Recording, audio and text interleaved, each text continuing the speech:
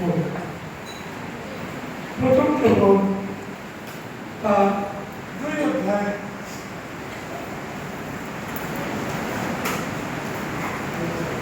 22 পদ থেকে আমরা আলোচনা করব।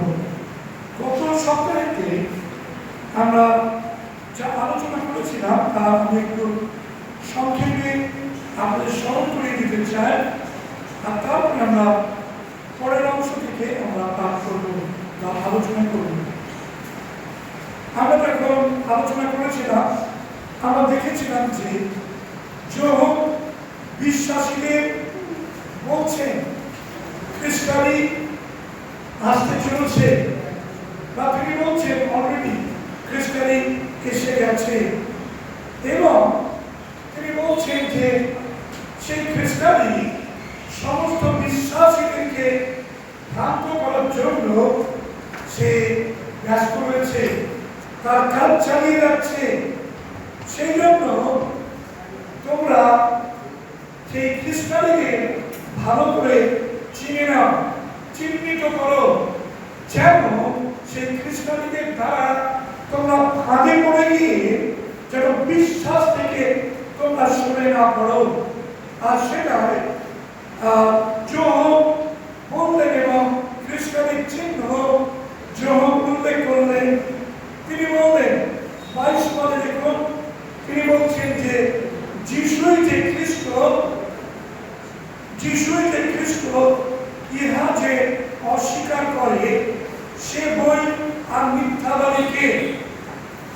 সেই ব্যক্তি খ্রিস্টানি যে পিতাকে ও পুত্রকে অস্বীকার করে।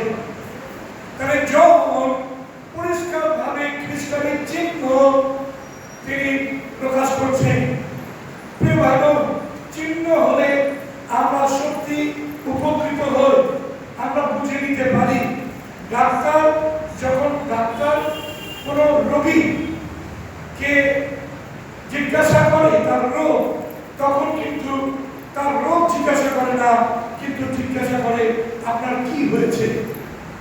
আর তখন আপনি কিছু চিহ্ন আপনি উল্লেখ করেন, এখানে ব্যথা, ওখানে ব্যথা, ঘাড়ে ব্যথা, মাথায় ব্যথা, জ্বর, কিছু চিহ্ন যেগুলো পাচ্ছি সেগুলো আমরা উল্লেখ করে থাকি, এবং সেই চিহ্নগুলোর মধ্যে দিয়ে ডাক্তারবাবুরা বলে যে কি টেস্ট করতে হবে, আসলে আমাদের কি হওয়ার সম্ভাবনা রয়েছে। ওকে, সুতরাং যখন সেই চিহ্ন থেকে দিলেন, তিনি বললেন যে যে কেউ যিশুকে খ্রিস্ট বলে অস্বীকার করে। আচ্ছা, যিশু শুধু যদি যিশুকে যিশু বলে মানে তাহলে কি সমস্যা?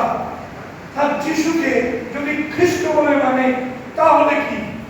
দেখুন, যিশু সবাই কিন্তু খ্রিস্ট নন।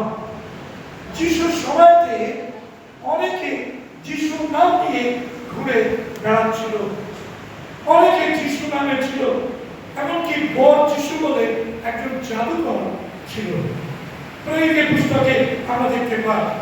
সুতরাং যিশু শুধু নামটা কিন্তু কোনো কাজ করবে না, কিন্তু যিশুর সঙ্গে যখন খ্রিস্ট উল্লেখ করা হবে, তার মধ্যে দিয়ে বোঝানো হবে সেই যিশু যিনি পিতা ঈশ্বরের দ্বারা অভিষিক্ত। খ্রিস্ট কথার অর্থ হচ্ছে অভিষিক্ত ত্রাণকর্তা। তাহলে যিশুই খ্রিস্ট, তার মানে হচ্ছে যিশুই হচ্ছে সেই অভিষিক্ত ত্রাণকর্তা। এটা যারা স্বীকার করে তারা খ্রিস্টানি নন, কিন্তু যারা স্বীকার না করে তারাই হচ্ছে খ্রিস্টানি। প্রিয় ভাই বোন, সেই চিহ্ন যখন উল্লেখ করলেন, এবং তিনি বললেন যে দ্বিতীয় চিহ্নের কথা তিনি বললেন যে যে পিতাকে ও পুত্রকে অস্বীকার করে সে হচ্ছে খ্রিস্টানি। তাহলে কাকে অস্বীকার করছে? পিতাকে অস্বীকার করছে এবং পুত্রকে অস্বীকার করছে, দুজনেই হচ্ছে খ্রিস্টানি। কেননা পিতা এবং পুত্রের মধ্যে সম্পর্ক রয়েছে। যিশু পুত্র হিসাবে বারবার পিতার কথা উল্লেখ করেছেন তার শিক্ষার মধ্যে।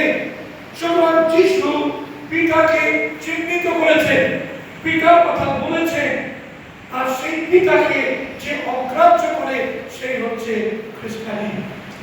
যে পুত্রকে অগ্রাহ্য করে সেই হচ্ছে খ্রিস্টানি। যোহন বলছেন পিতা এবং পুত্রকে যে অস্বীকার করে সেই হচ্ছে খ্রিস্টানি। এবং তৃতীয় চিহ্ন সেটা প্রথম যোহন তার 5 অধ্যায় 11 এবং 12 পদ। প্রথম যোহন তার 5 অধ্যায় 11 এবং 12 পদ। পুত্রকে যে পাইয়াছে সে সেই জীবন পাইয়াছে। আর সেই সাক্ষ্য এই যে ঈশ্বর আমাদিগকে অনন্ত জীবন দিয়াছে এবং সেই জীবন তাহার পুত্রে আছে। পুত্রকে যে পাইয়াছে সে সেই জীবন পাইয়াছে, ঈশ্বরের পুত্রকে যে পায় নাই সে সেই জীবন পায় নাই। হালেলুয়া। সুতরাং তৃতীয় চিহ্ন হচ্ছে পুত্রের মধ্যে দিয়ে অনন্ত জীবন ঈশ্বর পৃথিবীতে রেখেছেন। সুতরাং পুত্রকে যদি কেউ না পায় তাহলে কিন্তু সে অনন্ত জীবন পাবে না। তাই পুত্রের মধ্যে অনন্ত জীবন রয়েছে, আর সেই পুত্র যিশু খ্রিস্ট। হালেলুয়া। তাই প্রিয় বান্ধব, আসুন যখন খ্রিস্টানের চারিদিকে ঘুরে বেড়াচ্ছে ব্যাগের ছাতার মতো এদিক ওদিক নানান মণ্ডলী আপনি দেখতে পাবেন চমক দিচ্ছে, এবং আপনি পছন্দ করেন এমন শিক্ষা আপনাকে দিচ্ছে। এই জন্য তিমথিয় পত্রে পৌল বলছেন রাশি রাশি গুরু ধরবে কান চুলকানি বিশিষ্ট। কান চুলকানি বিশিষ্ট মানে তাদের কানে ভালো লাগবে, সুন্দর লাগবে এমন সমস্ত প্রচার তারা করবে, এবং তারা রাশি রাশি গুরু ধরবে। প্রিয় ভাই বোন, আসুন ভ্রান্ত শিক্ষকেরা খ্রিস্টানি তারা আপনাকে বিভ্রান্ত করবে এবং পুত্রের প্রদত্ত পরিত্রাণ থেকে আপনাকে সরিয়ে নিয়ে যাবে। আপনি আমি যেন সাবধান হয়ে চলে যায়। আমরা 26 পদে 2 অধ্যায় 26 পদ, যারা তোমাদিগকে ভ্রান্ত করিতে চায় তাহাদের বিষয়ে এই সকল তোমাদিগকে লিখিলাম।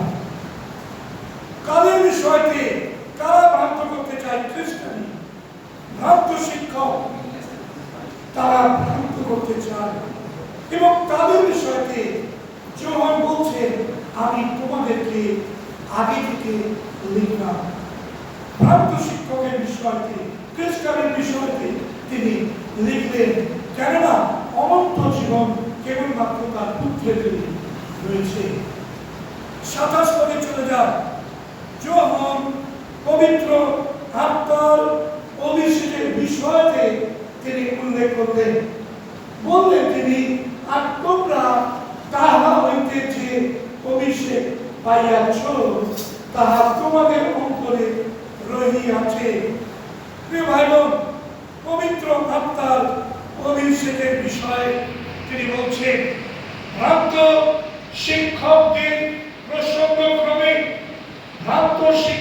প্রসঙ্গক্রমে তিনি বলছেন অভিষেক তোমরা পেয়েছ। প্রিয় ভাই বোন, যোহান বলছেন যে তোমাদের পবিত্র আত্মার অভিষেকের প্রয়োজন রয়েছে, এবং তিনি 27 পদে পরে তিনি বলছেন দেখুন যে তাহা তোমাদের অন্তরে রহিয়াছে, এবং কে যে তোমাদেরকে শিক্ষা দেয় ইহাতে তোমাদের প্রয়োজন নাই, কিন্তু তাহা সেই অভিষেক যেমন সকল বিষয়ে তোমাদেরকে শিক্ষা দিতেছে, এবং তাহা যেমন সত্য মিথ্যা নয়, এমনকি তাহা যেমন তোমাদেরকে শিক্ষা দিয়েছে তেমনি তোমরা তাহাতে থাকো। সো এখানে আমরা দেখতে পাচ্ছি একদিকে যেমন ভ্রান্ত শিক্ষকেরা শিক্ষা দিচ্ছে, অন্যদিকে যোহান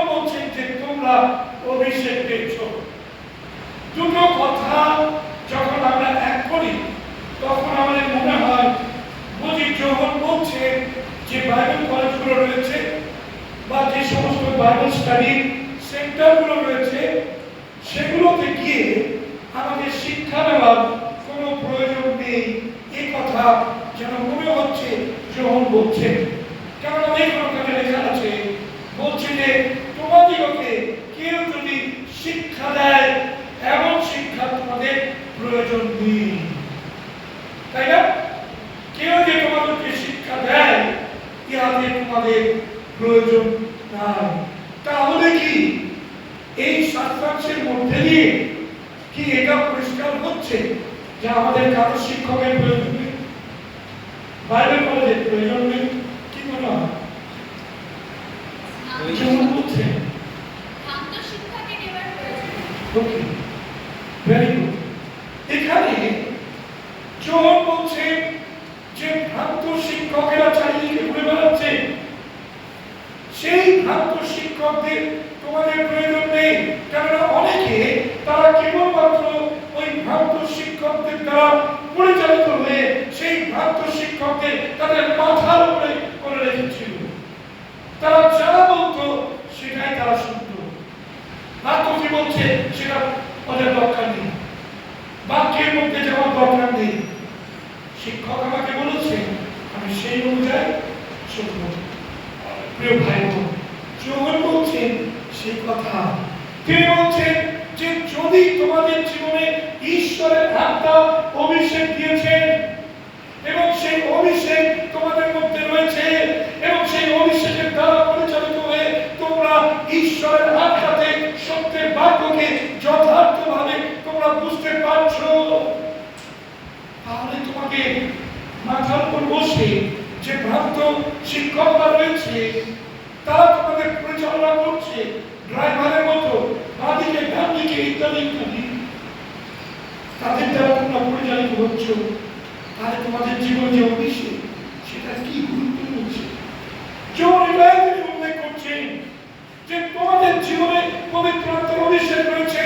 ভাই বোন, আজকে বিশ্বাসীদের জীবনে সেই পবিত্র আত্মা ঈশ্বর দিয়েছেন এবং সেই পবিত্র আত্মার অভিষেকের নিচে থেকেই আপনাকে আমাকে চলতে হবে। ভ্রান্ত শিক্ষকরা যতই বাক্য বিরোধী কথা বলুক না কেন, আপনি ঈশ্বরের বাক্যের আলোকে সমস্ত শিক্ষাকে কোষ্ঠী পাথরে বিচার করে নিয়ে তবেই আপনি সেই অনুযায়ী চলবেন। আমি শিক্ষা দিচ্ছি মানে এই নয় যে আমার সমস্ত শিক্ষা একেবারে সঠিক। তখনই সঠিক হবে যখন সেটা ঈশ্বরের বাক্য সেই শিক্ষাকে সিদ্ধ করবে। তাহলে আমরা দেখতে পাচ্ছি যে যখন এই যে কথা অভিষেকের কথা বলবে সেটা ভ্রান্ত শিক্ষকদের প্রসঙ্গক্রমে তিনি বলেছিলেন। আর তা যদি না হতো তাহলে পৌল ইফিসীয় তার 5-4 অধ্যায়ে 11 পদে কখনো তিনি মণ্ডলীতে বিভিন্ন পদাধিকারীর কথা উল্লেখ করতেন না এবং সেখানে শিক্ষকদের কথাও তিনি উল্লেখ করতেন না। আপনি বলুন। আর তিনি কয়েকজনকে বেরি, কয়েকজনকে ভাওবাদী, কয়েকজনকে সুসমাচার প্রচারক ও কয়েকজনকে বালক ও শিক্ষাগুরু করিয়া দান করিয়াছেন, পবিত্রগণকে পরিপক্ব পরিবার নিমিত্ত করিয়াছেন। ওকে, তাহলে তাকে শাস্ত্রাংশ কি বলছে? যে প্রভু তিনি কি করেছেন? মণ্ডলীর মধ্যে কয়েকজনকে প্রেরিত, কয়েকজনকে ভাওবাদী, কয়েকজনকে বালক, কয়েকজনকে সুসমাচার প্রচারক এবং কয়েকজনকে শিক্ষাগুরু প্রাচার্য। তাহলে 5টা অফিস মণ্ডলীর মধ্যে থাকবে। ওকে, তার মধ্যে শিক্ষাগুরু রয়েছেন। তাহলে এই যে শিক্ষক বা শিক্ষাগুরু তাদের অবস্থান মণ্ডলীতে থাকতো না যদি শিক্ষকদের এগেইনস্টে যোহনের এই বাক্যটা থাকতো। তারা কিন্তু আত্মা দ্বারা পরিচালিত হয়ে কখনো তিনি বলতেন না যে মণ্ডলীর মধ্যে বালক আছে, ভাওবাদী আছে, প্রেরিত আছে, সুসমাচার প্রচারক আছে এবং শিক্ষকেরাও থাকবে। তিনি ডাইরেক্টলি বলতেন, যোহন বলেছেন শিক্ষকদের প্রয়োজন নেই, আমাদের শিক্ষকদের কোনো দরকার নেই। কিন্তু পৌল পরিষ্কারভাবে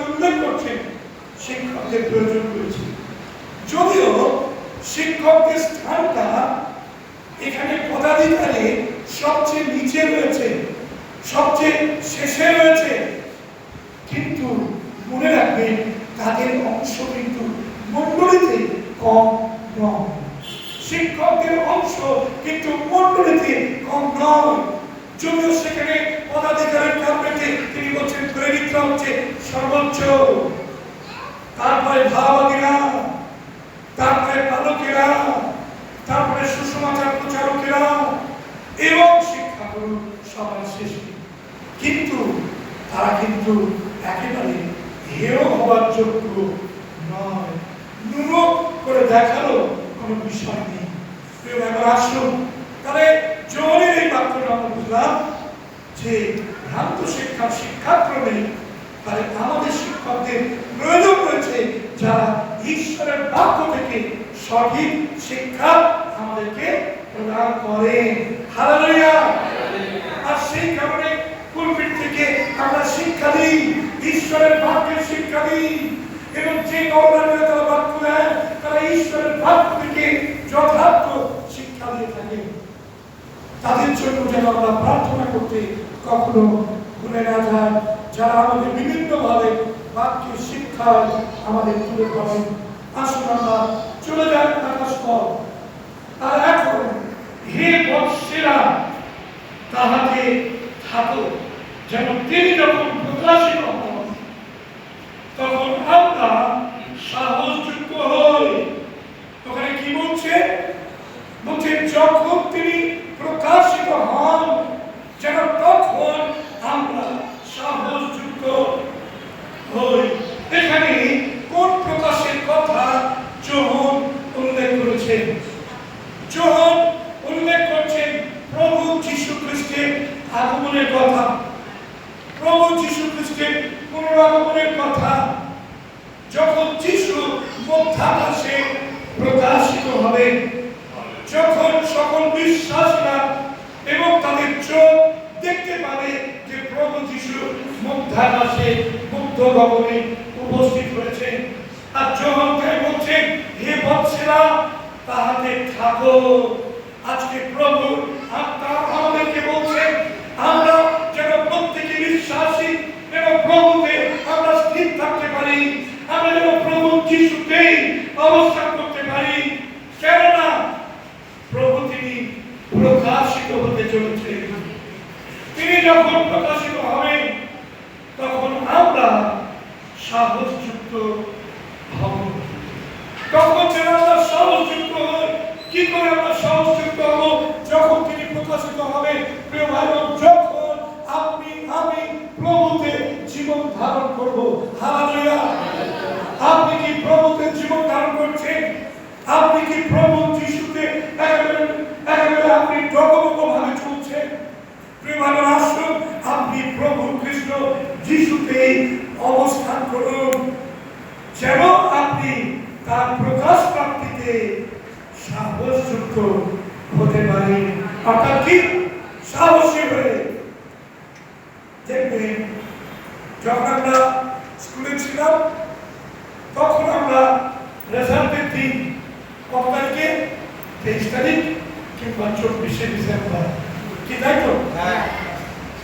24শে ডিসেম্বর আমাদের রেজাল্ট আউট হবে।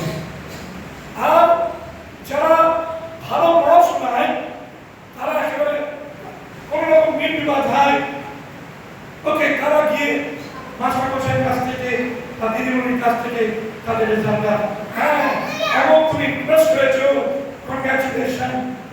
কিন্তু যারা ভালো পড়াশোনায় নয় তাদের ভিতরটা কি হয়? হার্টবিটটা বেড়ে যেত না? কি হবে? পাস করবো কি ফেল করবো?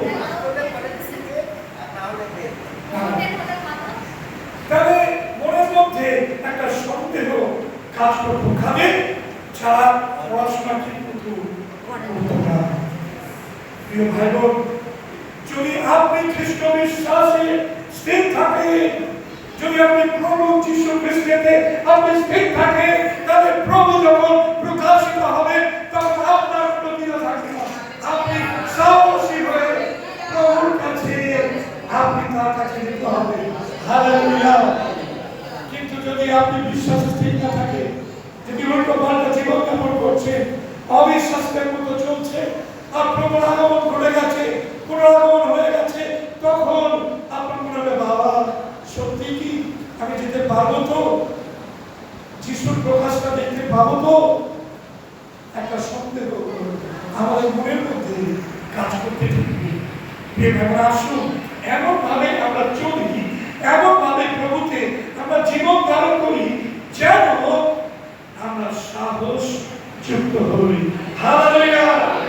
আসুন ভাই বোন, আমরা সাহসী হই যেন প্রভুতে আমরা স্থির থাকতে পারি। আমি দু একটি শব্দাংশ বলবো। কলসীয় তার 3 অধ্যায়ের 4 পদ, কলসীয় তার 3 অধ্যায়ের 4 পদ একজন পড়ুন। আমাদের জীবনস্বরূপ খ্রিস্ট যখন প্রকাশিত হইবেন, তখন তোমরাও তাহার শরীর সফলতাবে প্রকাশিত হইবে। আমাদের জীবন স্বরূপ খ্রিস্ট যখন প্রকাশিত হইবে, তখন তোমরা কি করবে?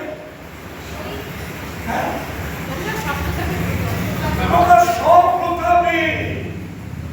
যখন তোমাদের জীবন স্বরূপ খ্রিস্ট প্রকাশিত হইবে, তখন তোমরা সফলতাবে। তাহার সঙ্গে কি হইবে? প্রকাশিত হইবে। সফলতাকে তোমাদেরকে দেখা। প্রিয় ভাই বোন, আসুন আমরা যেন সাহসযুক্ত হই তার প্রকাশকালে, যেখানে এখানে যোহন বলেছেন এই কথাটা। শাস্ত্রাংশ পড়ুন, প্রথম জন 3 অধ্যায় 2 পদ। কিন্তু এখন আমরা ঈশ্বরের সন্তান, এবং কি হইবে কি হইব তাহা এ পর্যন্ত প্রকাশিত হয় নাই। আমরা জানি তিনি যখন প্রকাশিত হইবেন, তখন আমরা তাহার সমরূপ হইব, কারণ তিনি যেমন আছেন তাহাকে তেমনই দেখিতে পাইব। ওকে, তাহলে এখানে বাক্যে পরিষ্কারভাবে রয়েছে এখন আমরা ঈশ্বরের সন্তান, এবং আগামী দিনে কি হব তা এই পর্যন্ত এখন আমাদের কাছে প্রকাশিত হয়নি, কারণ আমরা তো রূপান্তরিত হইনি, সেই জন্য প্রকাশিত হয় না। আমরা জানি, বাক্য থেকে জানি যে তিনি যখন প্রকাশিত হইবেন, তখন আমরা তাহার সমরূপ হইব। হালেলুয়া। আর সমরূপ ভগবানের কিরকম? প্রভু যীশু খ্রিস্ট তিনি পুনরুত্থানের পরে তিনি কেমন হয়েছিলেন? তিনি এমন মহিমা দিয়ে প্রাপ্ত হয়েছিলেন যে তিনি এক জায়গা থেকে আরেক জায়গায় তিনি অন্তরিত হচ্ছিলেন। তিনি কোন দেয়াল ভাঙছিলেন না। যখন শিষ্যরা তারা দরজা বন্ধ করে বদ্ধ ঘরের মধ্যে ছিল, প্রার্থনা করছিল, আর সেই সময়তে যিশু তাদের মধ্যে অবতীর্ণ হলেন। যিশু কি দেহ নিয়ে সেখানে অবতীর্ণ? মহিমা এবং প্রতাপের দেহ নিয়ে রূপান্তরিত হয়ে তিনি সেখানে উপস্থিত ছিলেন। আমরা যখন প্রভুর প্রকাশ হবে, তখন আমরা রূপান্তরিত দেহ নিয়ে আমরা থাকবো। হালেলুয়া। সেটা বলছে প্রভু যখন প্রকাশিত হইবেন, তখন আমরা তাহার সমরূপ হইব। আসুন ভাই বোন, আমরা খ্রিস্টের সমরূপ হওয়ার জন্য আমাদের আহ্বান করা হয়েছে। নরকের জন্য আমাদের আহ্বান করা হয়নি, আমাদেরকে খ্রিস্টের সঙ্গে সমরূপ হওয়ার জন্য আহ্বান করা হয়েছে। হালেলুয়া। হালেলুয়া। আমরা ঈশ্বরের চরণে ধন্যবাদ দিই। আরেকটি পদ করুন, এফেসীয় 3 অধ্যায় 12 পদ। এফেসীয় 3 অধ্যায় 12 পদ। তাহাতে আমরা তাহার উপরে বিশ্বাস দ্বারা সাহস এবং দৃঢ় প্রত্যয়পূর্বক উপস্থিত হইবার ক্ষমতা পাইয়াছি। আমরা তাহার দ্বারা বিশ্বাস দ্বারা আমরা সাহস প্রাপ্ত হয়েছি। প্রভু যীশু খ্রিস্টের প্রতি বিশ্বাসী ভাই বোনদের আমি চ্যালেঞ্জ জানাই যে আপনি বিশ্বাসে সাহসযুক্ত হন। আমরা সাহসযুক্ত হব। যখন হচ্ছে আমরা সাহসযুক্ত হই, তাহার আগমনে তাহা হইতে লজ্জিত না হই। 29 পদে চলে যায় আমরা শেষ অংশে। যদি জানো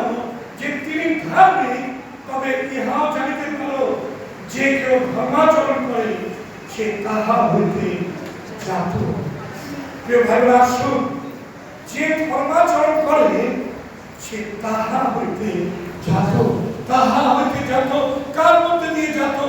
ঈশ্বরেতে জাত, প্রভু যীশু খ্রিস্টেতে জাত করা যারা ধর্মাচরণ করে। আসুন ভাই বোন, আমরা ধর্মাচরণ করতে থাকি, প্রভুতে জাত, ঈশ্বর থেকে জাত সন্তান হিসাবে আমরা যখন ধর্মাচরণ করি, কেননা আমরা প্রভু থেকে জাত। আপনি কি প্রভুর দ্বারা জাত? কেননা ঈশ্বরের বাক্য আমাদের কাছে কি বলছে? প্রথম যোহন তার 3 অধ্যায় 7 পদ পড়ি। প্রথম যোহন তার 3 অধ্যায় 7 পদ পড়ুন। যেন তোমাদিগকে ভ্রান্ত না করো, যে ধর্মাচরণ করে সে ধার্মিক, যেমন তিনি ধার্মিক। যে পাপাচরণ করে সে দিয়াবলে, কেননা দিয়াবল আদি হইতে পাপ করিতেছে। ঈশ্বরের পুত্র এই জন্যই প্রকাশিত হইলেন, যেন দিয়াবলের কার্য সকল রোধ করে।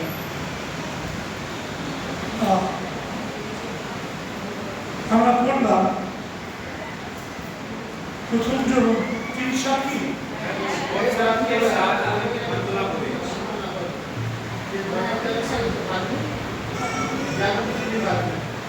ওকে, বলছে না যে কেউ তোমাদেরকে ভ্রান্ত করে, সে ধর্মাচরণ করে, ভ্রান্ত না করে, সে ধর্মাচরণ করে, সে ধার্মিক। সুতরাং যে ধর্মাচরণ করে সে হচ্ছে ধার্মিক। প্রিয় ভাই বোন, আজকে আমরা যারা প্রভু যীশু খ্রিস্টকে বিশ্বাস দ্বারা ধার্মিক গঠিত হয়েছি, তারা আমরা ধার্মিক প্রতিপন্ন হয়েছি, এবং আমাদের আচরণটা আমরা কি করছি?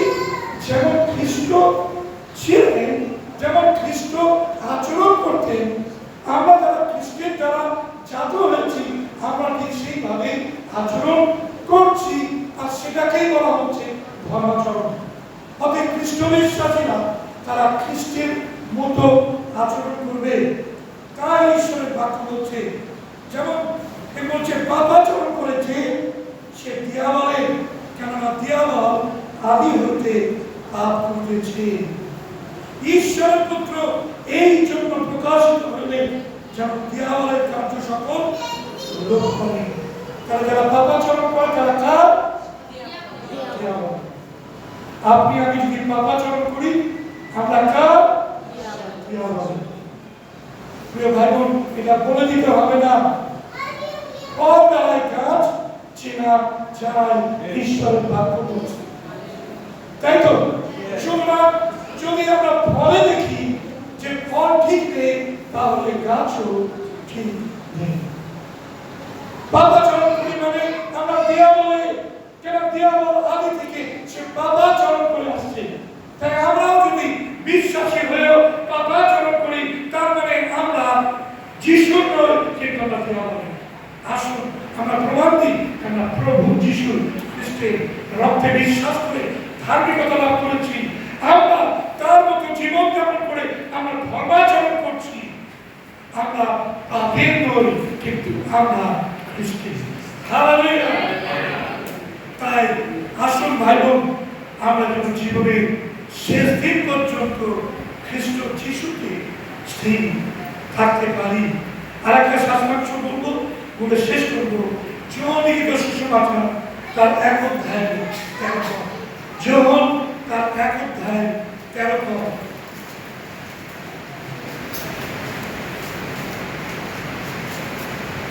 তাহারা রক্ত হইতে নয়, মাংসের ইচ্ছা হইতে নয়, মানুষের ইচ্ছা হইতেও নয়, কিন্তু ঈশ্বর হইতে যায়।